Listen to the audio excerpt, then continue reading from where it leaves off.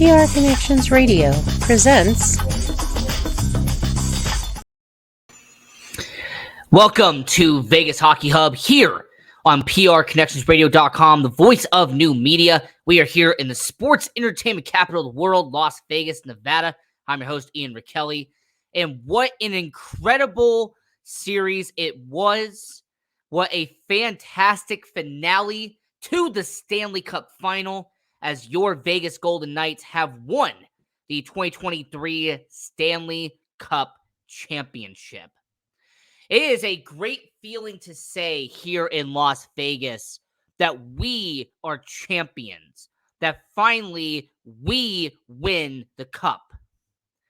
I will say for all Vegas Golden Knights fans watching around the world that it is an incredible feeling to have. That doesn't matter if it's 24 hours later, 48 hours later, heck, it could be 24 years from now. It doesn't matter what time it is. Vegas Golden Knights fans are excited because they have finally won a Stanley Cup.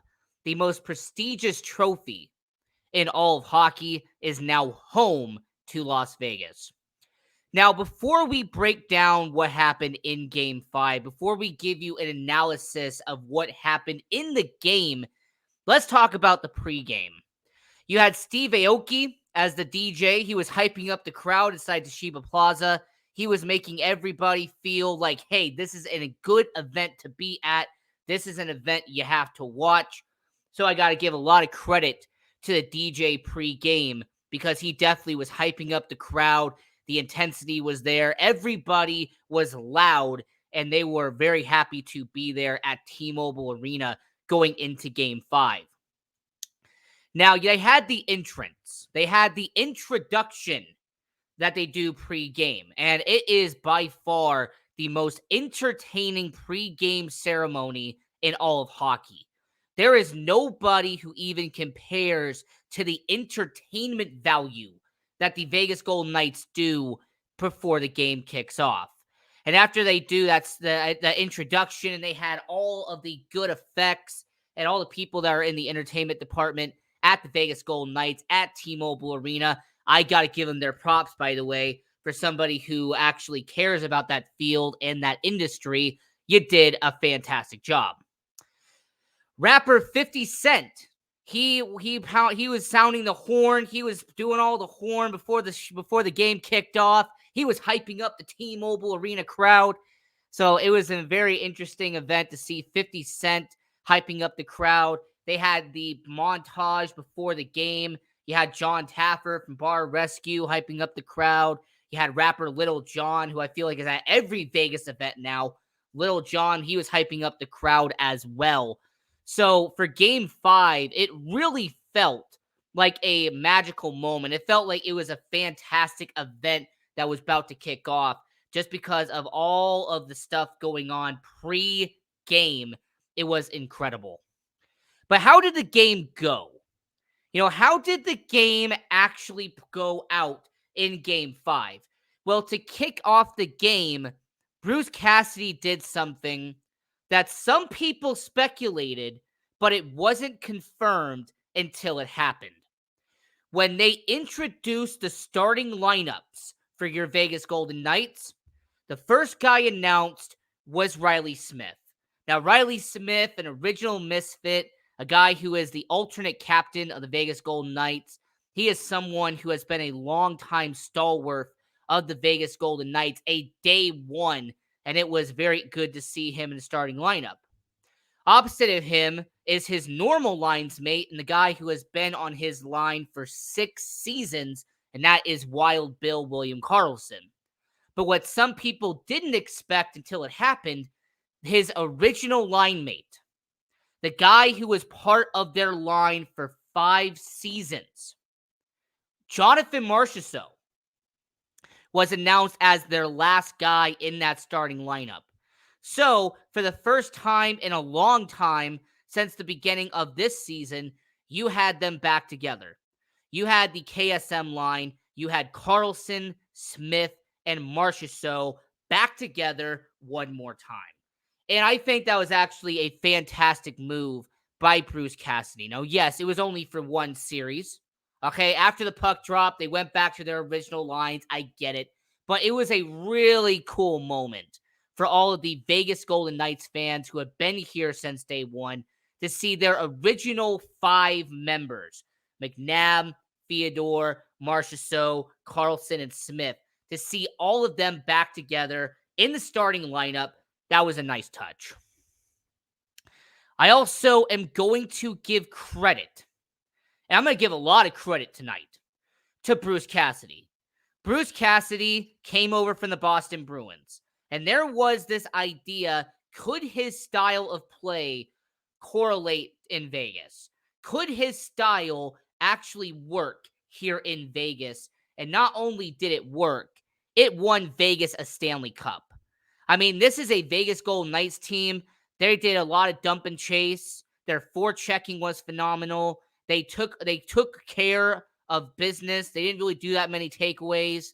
And they were very excellent at capitalizing on Florida's turnovers. That was one aspect of the night that you saw over and over and over again. They limited their mistakes and took advantage of Florida's.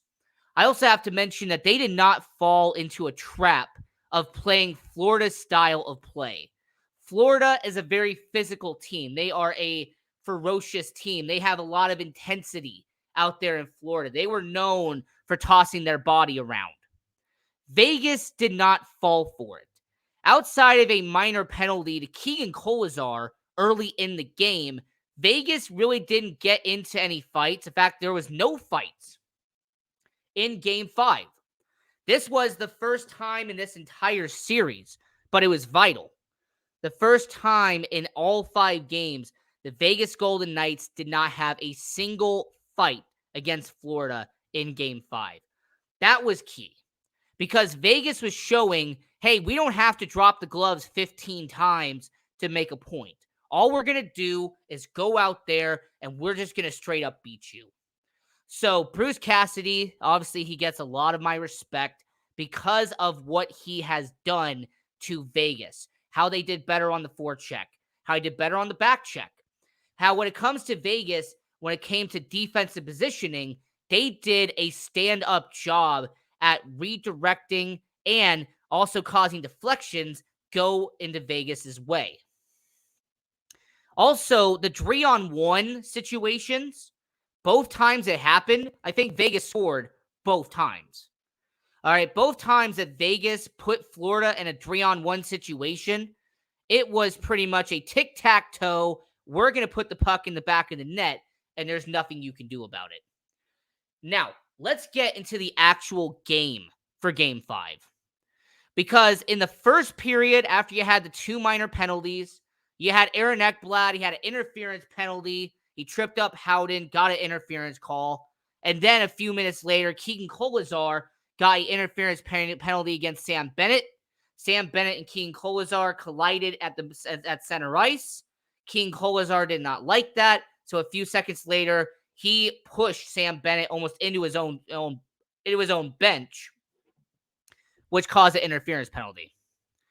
But 12 minutes into the Stanley Cup Finals, 12 minutes into Game 1 of the Stanley Cup, Game 1 that was won by Vegas, not won, but won by Vegas. You had Mark Stone. He had a breakaway opportunity. All right, it was a situation where it was a costly turnover by Florida. Mark Stone just took it away from the defenseman, went down the other side of the ice, and put the puck in the back of the net to make it a 1-0 game for Vegas. And it really felt like in the energy at T-Mobile Arena definitely correlated to it. That first goal was a start of a boulder going down a hill, and it was just building momentum and building momentum. It really felt like the kinetic energy was going to be getting bigger and bigger and bigger as the night went on. So Mark Stone, 12 minutes in, getting a turnover, turning into a goal for the Vegas Golden Knights. Almost 2 minutes later, the Vegas Golden Knights end up scoring again as they had a really solid play from defenseman Nicholas Hague. Nicholas Hague, their 2017 second-round pick, a guy who has been with the Vegas Golden Knights as a development player, but a guy who has been with Vegas since they drafted him 6 years ago as part of their inaugural 2017 draft class. He put the puck in the back of the net as he had an assist from Jack Eichel and from Jonathan Marchessault. And this play really amped up the crowd at T-Mobile Arena because 2-0, it's not a guarantee you're going to win, but a 2-0 first period solidified that Vegas at least had the momentum in the remaining of the game. Now, the second period is where Vegas pretty much forced Florida to make mistakes. The second period is when Vegas straight up dominated against Florida. In the second period, 10 minutes in, Alec Martinez, the former LA King, the guy who was a 2-time Stanley Cup champion, now 3-time Stanley Cup champion, he put the puck in the back of the net, his second of the postseason, to make it a 3-2-1 game for Vegas. Alec Martinez, he was a really good acquisition for the Vegas Golden Knights using hindsight. They acquired him at the trade deadline in 2020. I mean, this was Alec Martinez. LA had him as a healthy scratch at times. This was a player who was a veteran, but a great veteran presence in the locker room and on the ice as well. Alec Martinez, with that goal, an assist from Alex Pietrangelo, his defensive pairing mate, and from Jack Eichel. That was Jack Eichel's second assist of the night. And I was talking to someone who I was sitting next to, and I said to her, if Jack Eichel can get more assists, maybe he'll get the Conn Smythe Trophy. But then I realized Jonathan Marchessault had an assist at that point as well, so it really depends on what story you favored more. But I just wanted to point that out, that when it came to Jonathan Marchessault and Jack Eichel, they had a bunch of assists. They were helping out the team throughout the entire night. And more importantly, the Vegas Golden Knights played as a collective unit. It was not one man for all. It was the entire 23-man roster coming together and playing as a team, and that was amazing. Not even 2 minutes later, an original Vegas Golden Knight, a misfit, finally put the puck in the back of the net. Riley Smith, with his fourth goal of the postseason, he had some help from his line mate, William Karlsson, and Shea Theodore. So in a roundabout way, you had a play that was factored in by every single player that was from that original team. Riley Smith made it a 4-2-1 game, and by that point, you could tell by his body language, Florida goaltender Sergei Bobrovsky had a lot of stuff going on up here. You could tell that his confidence was shaken by letting up that fourth goal in the second period. It's also fitting that Riley Smith scored against his former team, a team that gave him up in the expansion draft just so they could protect Alex Petrovic. Now, a few minutes go by. There's been some good passing. There was some solid defense by Vegas Golden Knights, which caused another turnover that was taken up by Mark Stone. This was a 3-on-1 opportunity. Mark Stone stopped in front of Sergei Bobrovsky, pivoted, and then just shot the puck for himself and put it in the back of the net to make it a 5-2-1 game for Vegas. He essentially was almost putting it out of reach in the second period. Mark Stone getting his second goal of Game 5, and it was a really good play by Mark Stone. Not just the execution on the defensive side, but the way that he just pivoted and just shot it. Instead of actually trying to pass the puck, or instead of him actually trying to redirect and give it to somebody else, he realized he could just shoot it. So he said, okay, and he just shot it. So it was a really solid play by Mark Stone. I give him a lot of credit. And he actually had some help from Chandler Stevenson and from Brett Howden, and it was a good play on both ends. Now, of course, Chandler Stevenson, he was the MVP of the regular season. We already made a video about that earlier this year here on Vegas Hockey Hub. And Mark Stone, him being the captain of the Vegas Golden Knights, he was the player of the night, hands down. Not just because of what we're going to talk about later on this episode, but Mark Stone, defensively, offensively, on the bench, in the locker room, during the presentation, he is a natural-born leader. Mark Stone showed in Game 5 why they traded for him. Mark Stone solidified why he gets paid what he gets paid. Mark Stone showed the entire world last night why he is valuable to Vegas. And of course, the whole Brett Howden situation, we'll talk about that on a future episode of Vegas Hockey Hub. But Brett Howden, the 25-year-old, the guy who was a former first-round pick by the Tampa Bay Lightning, now winning a Stanley Cup with the Vegas Golden Knights.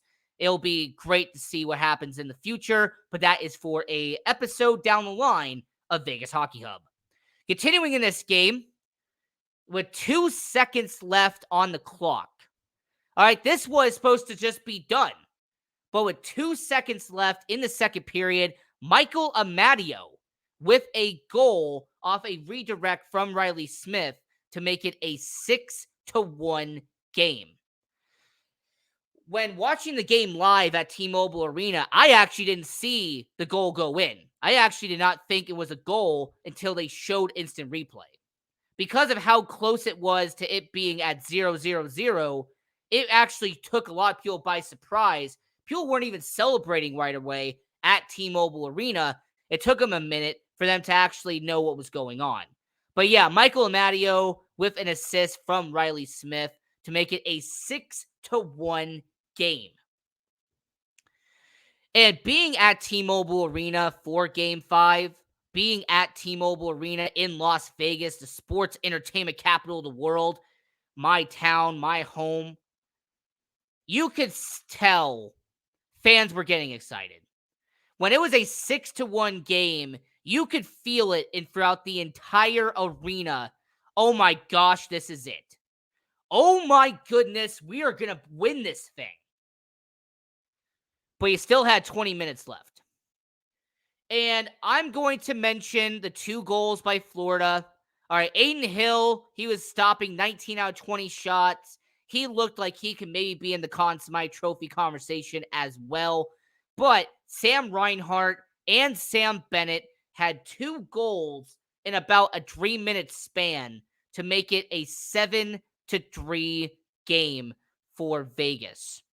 I mean, it really looked like the Las Vegas Raiders were beating the Miami Dolphins.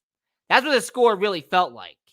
Okay, it really seemed like Devontae Adams scored a touchdown against the Miami Dolphins, and they were up 7-3 with a few minutes left in the game. That's what it looked like on the scoreboard. But with 8 minutes left in the game, you had the hat trick. You had the event that caused a lot of Vegas Golden Knights fans to absolutely go insane. Mark Stone scored on an empty net to make it a 8-3 game. Hats were flying all the way from the Hyde Lounge, from this upper section, the lower section, regardless where you were. Hats went everywhere as Mark Stone, the captain of the Vegas Golden Knights, ended up with the hat trick, and that was his 11th goal of the postseason. I also want to mention the Vegas Golden Knights had 4 players this postseason have 10 or more goals in the playoffs. That is remarkable.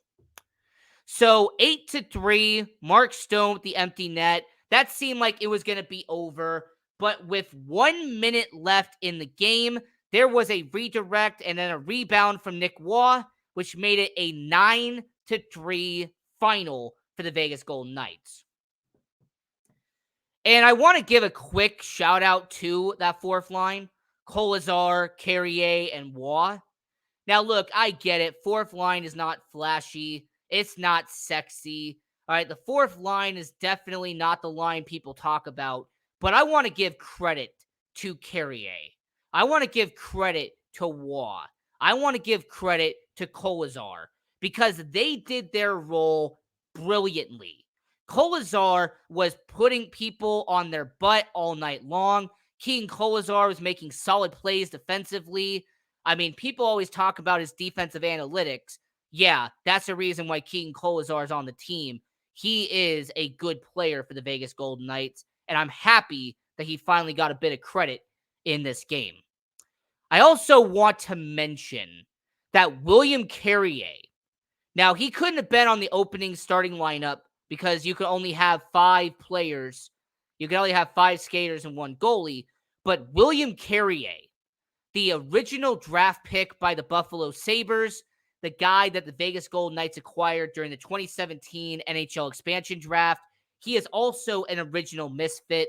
He is a day 1 original Golden Knight, and I wanted to give him his respect as well because throughout all 6 years, William Carrier went from a grinder, went from a guy with stone hands, and someone who rarely put the puck in the back of the net, to having a near double-digit goals in this season and was a vital part of that bottom 6 all year long. So when it was 9-3, there was a minute left in the game, and my ears were ringing. Your ears were ringing. T-Mobile Arena, 19,000 people, and I don't think a single person was sitting down with a minute left because everyone and their great-great-great-grandmother knew what was about to happen next. Everyone knew that the Vegas Golden Knights were going to make history on that night.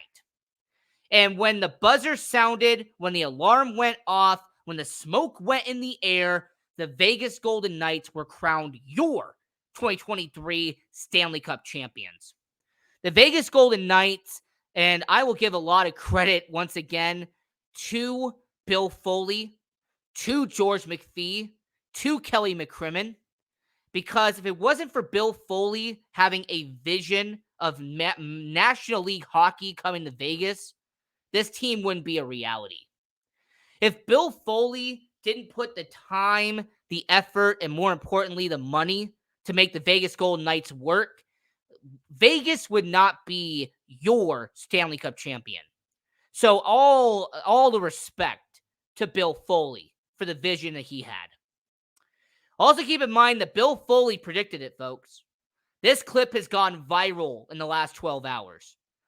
Bill Foley said in 2016 that hopefully the Vegas Golden Knights can win a Stanley Cup in 6 years. He said playoffs in 3, Stanley Cup in 6. 6 years later, Bill Foley raises the Stanley Cup, and wins a Stanley Cup championship here in Vegas. George McPhee, of course, he was the original mastermind, the original general manager of the Vegas Golden Knights, now is the president of hockey operations. And George McPhee should get a lot of respect and a lot of credit for what he did on expansion draft night.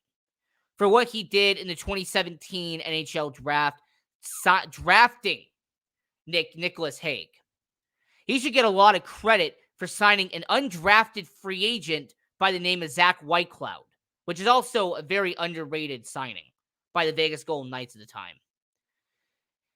And yes, I will even talk about it. Him trading Eric Brandstrom, who was their number 1 prospect at the time, to the Ottawa Senators to get Mark Stone was brilliant by George McPhee. And then Kelly McCrimmon, he came in and he made a very impactful trade, and that was the Jack Eichel deal with Buffalo. So Kelly McCrimmon should get his credit, George McPhee should get his credit, and Bill Foley definitely got his credit. And Gary Bettman, when he got on the ice, I want to give a lot of credit to Golden Knights fans for booing him when he got on the ice. Because it's tradition at this point. It doesn't matter if it's Rob Manfred in MLB, Adam Silver in the NBA, Roger Goodell in the NFL, and definitely Gary Bettman in the NHL. But when a commissioner gets on a live mic it is tradition to boo the living heck out of your commissioner. It's just the status quo, all right? That's what you got to do. But Gary Bettman paying homage to Las Vegas, giving credit to Las Vegas for winning a Stanley Cup, I will say, hey, that was good on him. And then it was the Conn Smythe Trophy time. It was time to announce who had won the playoff MVP. And man, oh man, did the building go electric when an original Golden Knight, a misfit, Jonathan Marchessault, was announced as the playoff MVP. Mark Stone hugged Jonathan Marchessault and pretty much told him, hey, go get your trophy. Once again, Mark Stone is the captain of your Vegas Golden Knights for a reason. He is a leader. And then when it came to the MVP time, and after that, Gary Bettman, he took the photo with Marchessault, and now it is the Stanley Cup presentation. Gary Bettman, he goes to Mark Stone. Mark Stone skates over. They do the photo that they do every single year where a captain gets to have a photo with Gary Bettman. And Mark Stone gets to raise the Stanley Cup. What Mark Stone did next was a brilliant move. This was a classy decision by Mark Stone. And once again, really spotlights how much of a leader Mark Stone is. After Mark Stone got his turn, Jonathan Marchessault got his turn. Then Riley Smith got his turn. Then William Karlsson got his turn. Then Braden McNabb got his turn. Then Shea Theodore got his turn.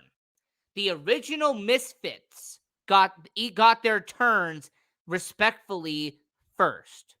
All 6 players who are part of the original Misfits, who were part of that original 2017 roster, all 7 of them ended up getting the Stanley Cup back to back to back to back to back to back to back. Now, I will point out 2 guys who, when they raised the Stanley Cup, T-Mobile went berserk. The first one was Phil Kessel. Phil Kessel, the hot dog man, the guy who won cups in Pittsburgh, the guy who's the all-time Iron Man of the NHL, the consecutive all-time starts in the NHL. When Phil Kessel got the trophy, that entire crowd wanted to cheer for Phil Kessel. The fact that Phil Kessel is a 3-time champion, but this is the first time he got to celebrate with his kid, was a solid move by the Vegas Golden Knights. And the fact that Phil Kessel was fully dressed, was in full uniform despite not playing at all in the second, third, and for the Stanley Cup final, that was a nice touch. And the other guy who got an insane loud reaction was Laurent Brisebois. Laurent Brisebois, when he was handed the Stanley Cup, the crowd got excited because they remember what he did. They remember that Laurent Brisebois got them past Winnipeg. Laurent Brisebois is what led them in Edmonton. So I'm happy they gave him his credit. Now, we have a minute left here on Vegas Hockey Hub, so I just want to get to the comments real quick. I want your voices to be heard. Game 5 started with a lot of class, with Cassidy playing the 5 Misfits, starting, and then Stone finished it with more class to make it extra special for all the original 2017 fans. The best part of the night was Marchie getting the Smythe Trophy. He is for the year he has played so far. And do not understand why Aiden Hill did not get the trophy with the playoff career, but understood after someone told me that Marchie got it because he played all year, where Hill did not. Hill had a great 2023 season, and the Vegas Golden Knights have a championship because of his saves and how he played. Yes, you have an excellent point, and I absolutely agree with you. Now, this is the end of this episode of Vegas Hockey Hub. Don't forget to like, share, and subscribe, and turn on all notifications to not miss any episode of Vegas Hockey Hub. We are here Monday through Friday on PR Connections Radio at 6 p.m. Pacific, 7 p.m. Mountain, 8 p.m. Central, 9 p.m. Eastern. So until next time, I'm your host, Ian Rachiele. Follow me on social media down below at IanRachiele18. And until next time, continue watching hockey, go support junior hockey, and we won the cup. Go, Knights, go.